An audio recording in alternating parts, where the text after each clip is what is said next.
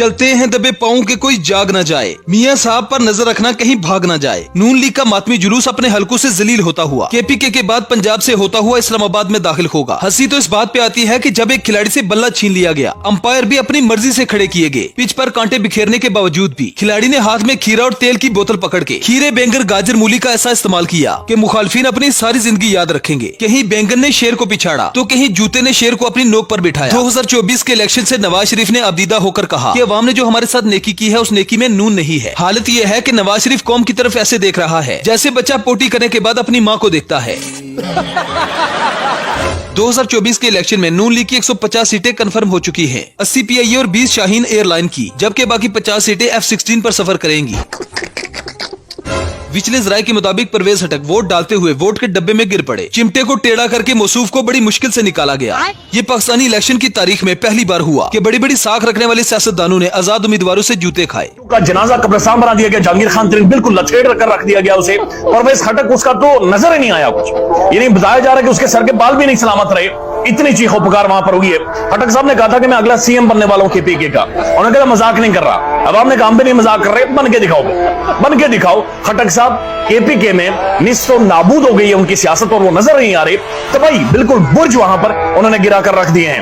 मौलवी फजलुर रहमान साहब, मौलवी साहब की भी तबाही निकली है। मौलवी साहब से बड़ी माजरत, सदर कहलवाना पसंद करते हैं, आगे सदर पीछे सदर उन्हें लगा देते हैं। लेकिन मौलवी साहब को अली अमीन गंडापुर की जो बाल काटे गए थे उसने बदला लिया है। उसने मौलवी साहब के और उनकी जमात के सियासी बाल काट दिए हैं। ये इलेक्शन भी क्या अजीब इलेक्शन था। इंतहाबी निशान गोभी, गाजर, खीरे, मूली और कद्दू ने बड़ी धूम से शेर का जनाजा निकालकर सारे इंतजामात के साथ उसकी तदफीन भी कर दी। परवेज हटक ने दावा किया था कि केपी में मैं अकेला ही पीटीआई को तोड़ के दिखाऊंगा, जिस पर शेर अफजल खान मरवत ने कहा था कि परवेज हटक की गन्ना तोड़ने की भी औकात नहीं, पीटीआई को क्या खाक तोड़ेगा। मैं चैलेंज दे रहा हूँ कि इंशाल्लाह इस पीटीआई को केपी में तोड़ के दिखाऊंगा।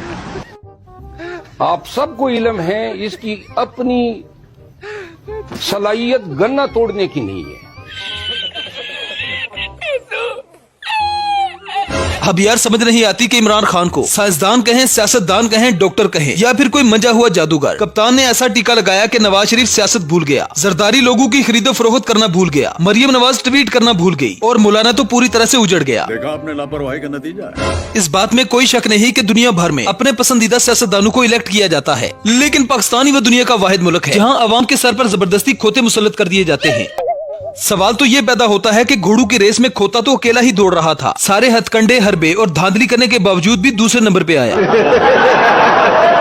2024 के इलेक्शन में ऐसे ऐसे नताइज सामने आए कि जिन्हें सुनकर और देखकर सबके होश भागता है। पीटीआई के तमाम आजाद उम्मीदवार आगे जबकि बाकी सारे गुलाम पीछे हैं। मुखालफिन सोच रहे थे कि वो इमरान खान से इंतहाबी निशान छीनकर इलेक्शन में हेर फेर करके जीत जाएंगे। हकीकत तो यह है कि इज्जत इंतहाबी निशान की नहीं बल्कि इंसान की होती है, क्योंकि कुछ ने अपना इंतहाबी निशान शेर रखा है जबकि उनकी इज्जत कुत्ते जितनी भी नहीं। सलाहुद्दीन अयूबी ने कहा था कि जिस हुक्मरान से तुम्हारे बैरूनी दुश्मन और अंदरूनी गद्दार खौफजदा हूँ वो हकीकत में तुम्हारा बेहतरीन हुक्मरान है। कुल मिलाकर 2024 के इलेक्शन में नून लीग पंजाब में 70%, बलूचिस्तान में 85%, केपीके में 100% और सिंध में 90% जलील हुए। कब हो गया ये?